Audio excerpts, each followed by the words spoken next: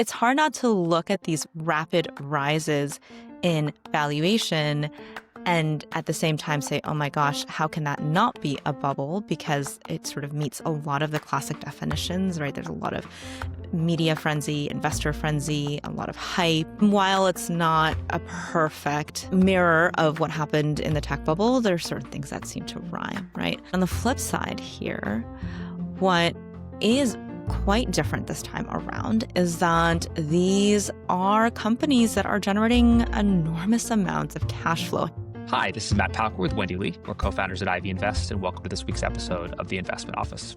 So this week, we're going to talk about AI, which, depending on who you talk to, is either going to usher in an era of economic utopia or one of financial catastrophe. I don't think we necessarily want to get into the philosophical questions here, but maybe we can start with the more immediate market question of whether we're in an AI bubble. I've certainly seen a lot written recently over the last couple months around whether the AI market is frothy, to say the least, and a lot of folks drawing analogies to the internet boom and bust of the late 90s and 2000s.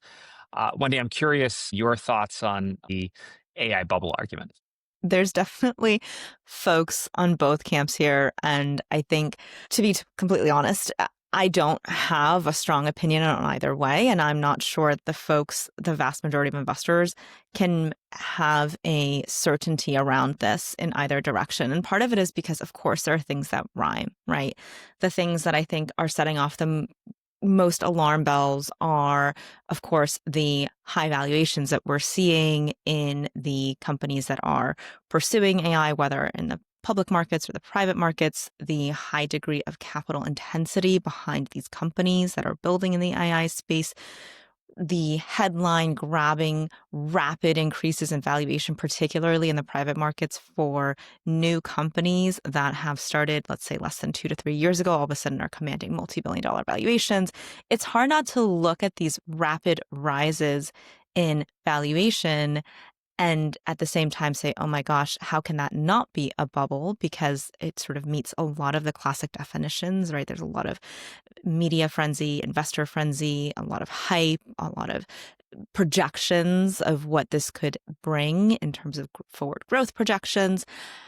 And I acknowledge all of that. And of course, there are some of the red flag things, telltale signals, if you will, where folks are concerned about what we'll call the circularity of investments, where it is one company investing in another company, let's say a chip maker investing in a AI company that will, in order to pursue its AI ambitions, need to buy more chips from that chip maker that invested in the AI company in the first place, right? So this concept of circularity leads to, again, all of these suspicions that we could be in a bubble where some of these are certainly, like I said, while it's not a perfect mirror of what happened in the tech bubble, there are certain things that seem to rhyme, right?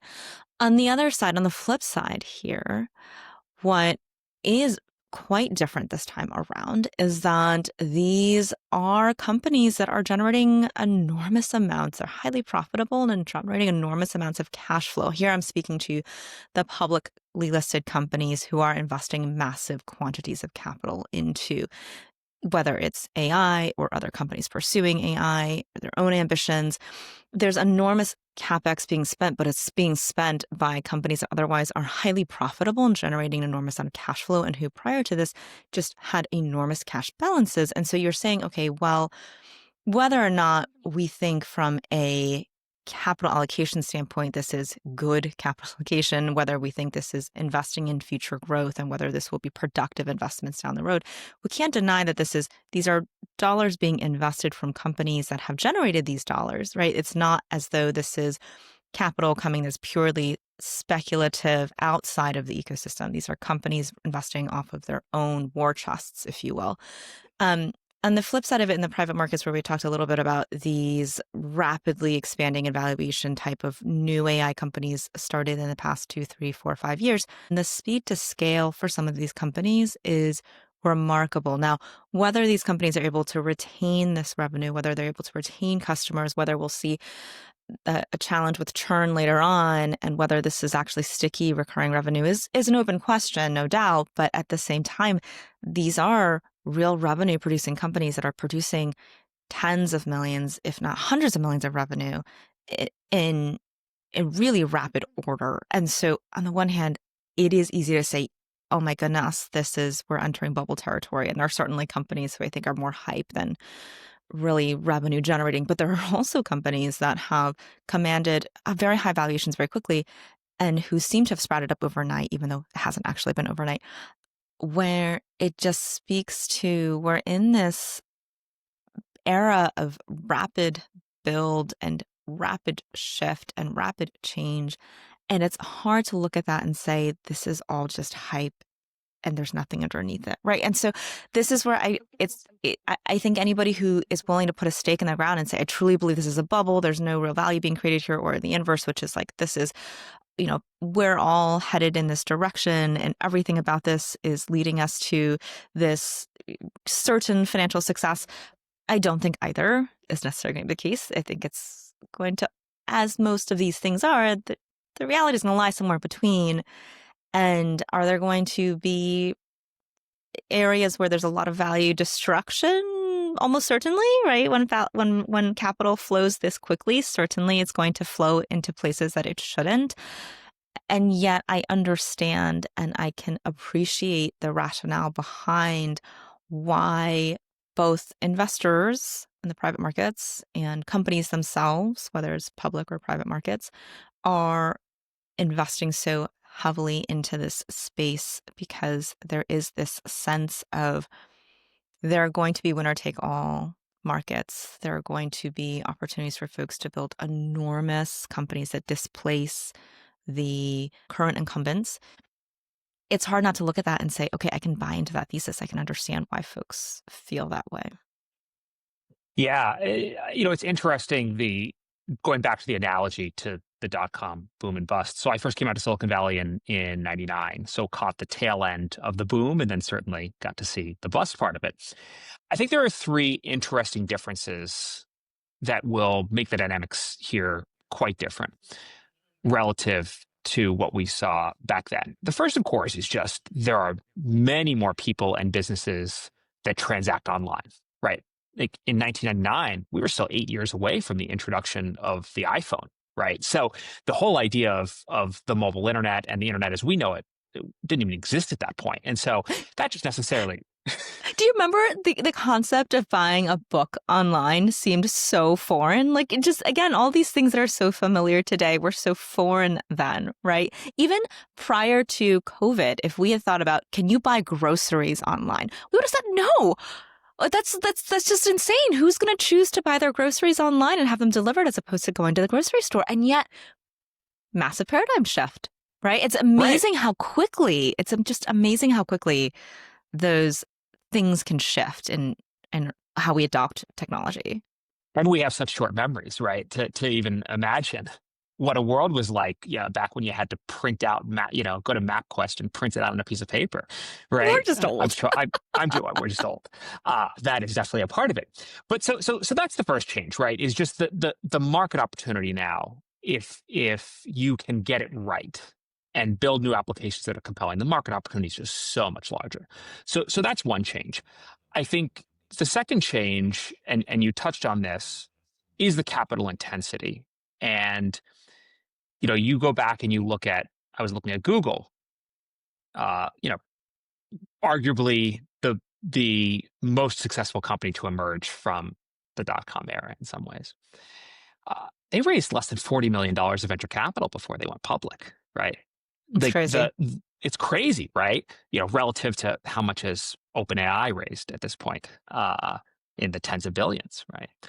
And I think that speaks to just a business model difference here, which is going to play out in a whole bunch of different ways, both from the perspective of it does mean that there's just a lot more capital that's going to be raised. The CapEx cost to run these businesses is going to be much higher, which on one hand, you could say that is a net negative because these companies have to make a lot more money over the long term just to pay that back. On the flip side, it can create larger moats because who's going to be able to go spend at this point, right? The money to go compete there. But it's a huge difference, right? The hallmark of these internet businesses and what made them so potentially exciting to investors back in the first boom era was the fact they were so capital light, right? That the margins of these businesses were so compelling when you got it right, because the marginal cost of producing a piece of software is essentially zero. The marginal cost of setting up a new AI data center to train a model is obviously not zero. And so that's a big difference. But then I think the third interesting difference is the size of the venture markets and the capital available in the private markets. And you touched on this earlier as well, right? I mean, the venture capital industry in 1999 was tiny. Back in that era, you could probably count on two hands the number of venture firms that could do $10 million rounds or more, right? It's just a very small number. Whereas now you've got venture firms that can do $1 billion plus rounds if they choose to. And so that scale of capital, I think, is going to that's available in the private markets in particular is going to change the dynamics here. The interesting analogy that I saw recently from a piece from GQG, so a public markets investor, was really the question of, is the right analogy here the software markets of the late 90s, early 2000s, or is it the telecom markets, given the CapEx investments that were made? And I think that's interesting because in a lot of ways, the success of these internet companies was made possible over time by often the overinvestment of these telecommunications companies into infrastructure that eventually allowed us to have the kind of broadband and mobile internet that then made this all possible. And so I do think one question is, will the eventual winners here not in fact be the companies that are spending these huge CapEx dollars to build out the infrastructure, but ultimately the application layer companies that get to ride on top of what are at the moment actually very subsidized infrastructure offerings? Yeah, I think that's actually a really good distinction. And I think earlier when we were chatting about this, certainly when I was speaking to certain companies and the pace of growth and the pace of revenue growth and the ability to scale in the private markets, mostly these private markets companies that I'm talking about that have been VC backed, they are at the application layer, to your point. They really are the folks who are going to benefit from that infrastructure that's being built out by the big CapEx spenders here.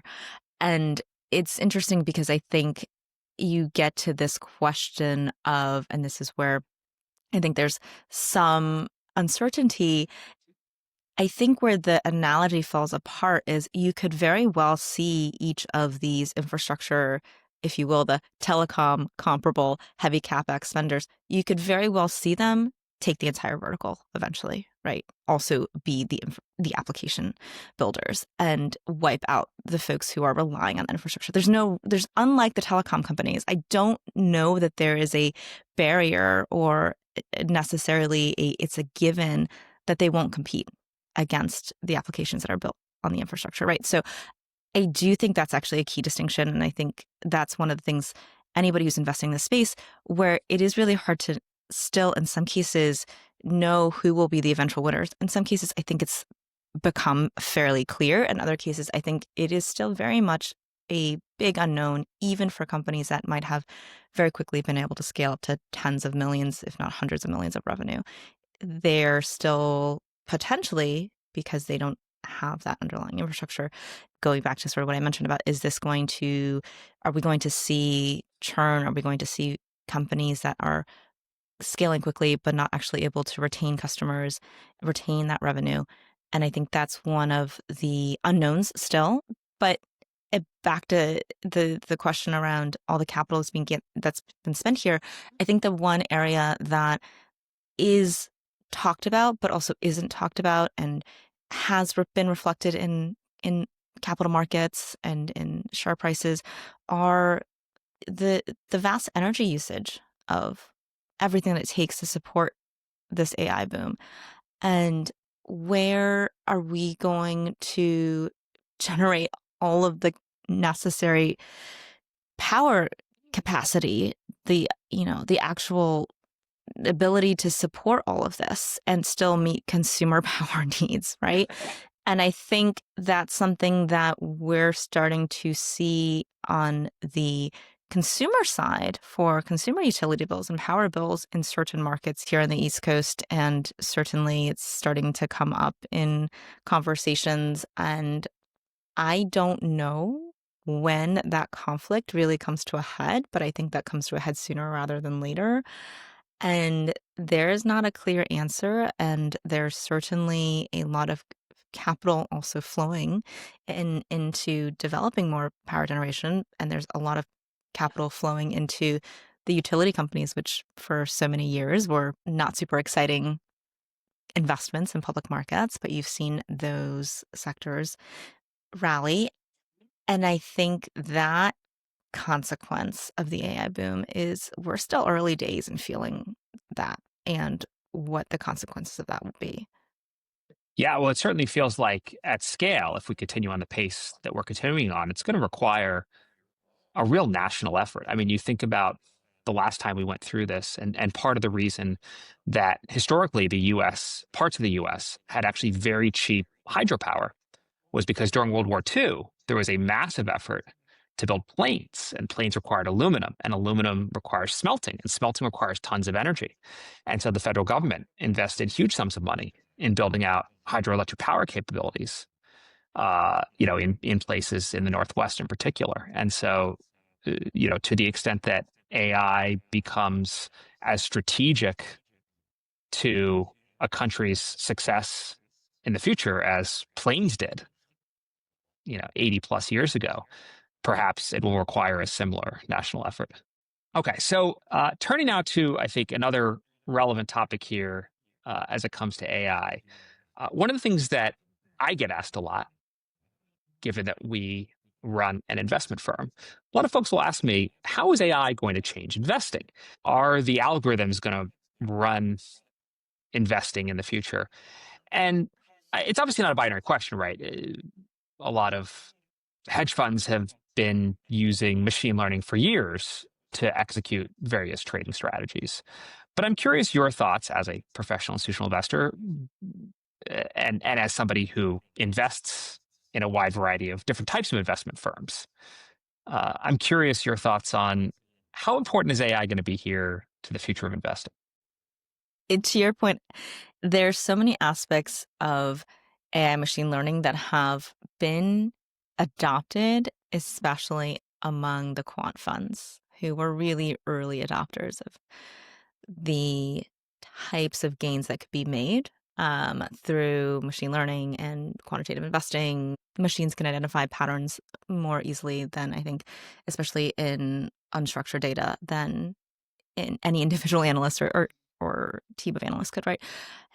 And so you've seen, because this is a highly competitive space where any amount of incremental gain can result in a lot of dollars generated, unsurprisingly, you've seen certain financial firms be really early adopters of a lot of the things that today we'll refer to as machine learning. In terms of the broader application of AI machine learning in other parts of financial markets, I think it's very much more inconsistent. And I think that I'll answer this in two ways, one of which is where I think there's a lot of opportunity and where folks I think are beginning to take advantage of the opportunity, and where I think it might be more challenging. And so, for instance, there's, as we all know, the biggest advantage that someone can have in this AI endeavor, if you will, is data, right? And so there are firms and institutions and investment offices who have accumulated decades of data, and it is probably not well organized, and it is probably not well tagged. And I think there's a real opportunity for whether it is an endowment that has been investing and professionally managed and has kept all of that data for both existing and prospective managers and can have this huge amount of information to be sorted through that might require data scientists to help organize and classify that data and then tag it. But I have to imagine there's a lot of interesting takeaways from that in terms of decisions made, decisions not made. How does that feed into future underwriting and future decision making? There, I think, are real potential gains to be made for those institutions that sit on a lot of historical data and things that might have been ascribed very little value because, again, no analyst is going to go and dig through 30 years of notes or 30 years of returns for hedge funds that no longer exist. I think for the firms that have been more on top of it, and I've seen it, there are some firms that I think are being really thoughtful around how they use AI in its current state to, I'll use the simplest example, is to create a queryable database for themselves, right? Whereas a partner or an MD might have previously gone to an analyst and said, can you pull all the deals that we've worked on in this sector that look like this, that rhyme with this? And any deals in the market that we looked at but didn't do. And you can see, I think, from certain firms that have been more organized and more forward thinking and moving quickly in this front, that there are firms that have created for themselves these internal databases that I think are just allowing them to move more quickly, to be more efficient. When we talk about efficiencies gained on investment teams, I think of like that's just one very, simple example. And then there are other places where I think it's TBD whether AI will have the ability to replace the actual investment decision making, but and I think my bias is to say no, but I'm also conscious that we just haven't yet seen the full capacity and capability of what AI can do. I think in public markets, it's certainly because the data is so much more transparent and available. And again, it's public markets. I think that there is an argument to be made that AI might transform public market investing much more quickly than private market investing, where I go back to the entire, as the name would suggest, private markets are private. If you're a private market participant with a lot of proprietary data, you're really quite disincentivized from sharing that publicly. It's why there's not even necessarily an agreed upon private market benchmark for private equity buyouts or venture capital, right? There's benchmarks that individual firms have created that are broadly used, but again, there's not a comparable to an S&P 500 or an MSCI ACWI in private markets. And so because the markets are more opaque, because the participants can have material non-public information, and that's perfectly okay to do in private markets, I would imagine that there is a limit to how much AI is going to displace investment discretion and people-led investment discretion on the private market side, at least for a time. I'm going to play devil's advocate here because I actually think there's a good argument for the reverse in some ways, which is one of the dynamics we've seen in AI, not talking specifically about AI here for investing, but AI more broadly, is that the general purpose AI tools, the LLMs, have actually gotten so good that what used to require customized models no longer does. Or another way to think about it is there are a lot of firms that invested lots of resources in building specialized models for their use case that found that it didn't actually do better. That you can just take the off the shelf LLM and it does as good or better a job than the purpose built AI tool that you had built. And so I actually wonder in public markets where people have invested obviously huge sums of money, some of these trading firms invested huge sums of money in building out these very proprietary purpose built machine learning models. If it actually turns out that they're not that useful anymore in this world of highly sophisticated general purpose models. And so in some sense, it may democratize access to AI for a wider range of public markets investors and take the edge away from all but the, perhaps very elite firms. Whereas in private markets, to your point, where the data is more opaque or at least less widely held, perhaps there the advantages will accrue to those who have the data. Like you said, these firms that may have been keeping records and notes for 30 plus years, and where there the AI can make an outsized difference simply because the LLMs don't have access to that data, whereas the LLMs do have access to the full range of public markets data. And that's not to take away, you've talked and written a lot about how much of private markets investing often is a people business and getting to know the principles and understand how they operate and how they're going to perform over time as markets shift. I'm not sure that an AI will be doing that well anytime soon. But I actually do think there's an argument that the relative lack of public data in private markets will make AI more useful there. Oh, I don't think we're in disagreement there, right? When I was talking about public markets, where you might more easily see investment professionals be displaced, right? I don't think on the private markets, precisely to that point, you'll necessarily see AI displace the investment professionals themselves. And so I agree with you on that front, where yes, the AI tooling itself might have greater utility on the private markets. And I actually, I think that's a fair point. Do we see there be a democratization of machine learning and quant screening and things like that and quant trading? And could be. I mean, the tooling, maybe the cost has come down, but the data hasn't, right? There's enormous quantities of data that these large shops are ingesting. There's not, again, I can't imagine that individual could replicate that. Certainly not for any amount of dollars that would make sense at an individual investor's level. Well, as you said earlier, early innings here for sure. I think a lot of big outstanding questions remain broadly around the market, the technology, what approaches are going to win, what new breakthroughs will we see over the next few years, or will there be no breakthroughs and have we entered a more stagnant period? All of these, I think, will have big impacts on both the questions of whether we're in an AI bubble and whether AI will affect investing going forward. Thank you all for joining us this week on the Investment Office. We'll see you next week.